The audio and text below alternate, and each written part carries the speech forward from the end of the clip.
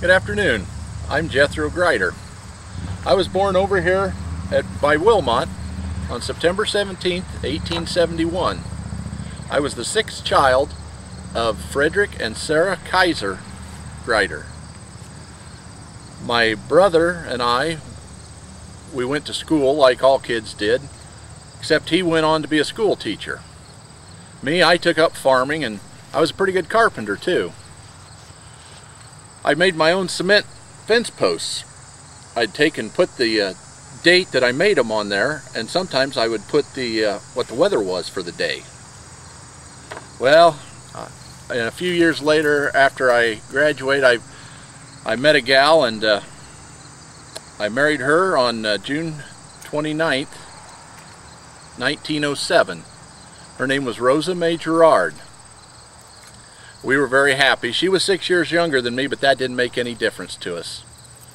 One day Rosa came up to me and she said, "Jethro, we're going to have a baby." And I said, "Well, hot dog." We were both very excited. She said, "Well, the baby will be coming in June." Well, this was in 1911. Well, the baby that was supposed to be coming turned out to be twins. And they came into the world on June the 25th. 1911. It was a boy and a girl. Our daughter's name was Zella. She lived only 4 hours, and our son Harless lived only 2. That was one of the most saddest things in our whole lives.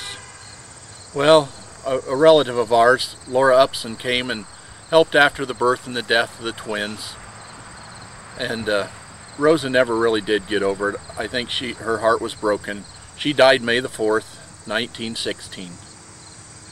And after Rosa died, I kind of became a recluse.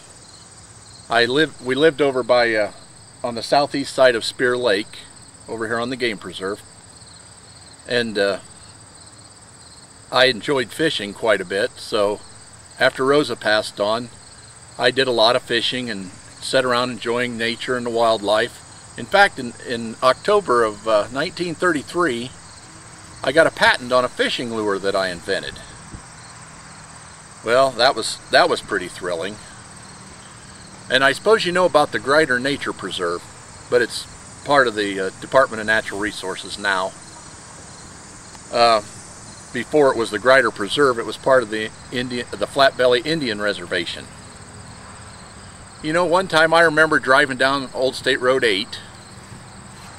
Jethro was hit by another driver who failed to yield the right-of-way. He was taken to Whitley County Hospital, where he died from his injuries December 15, 1957.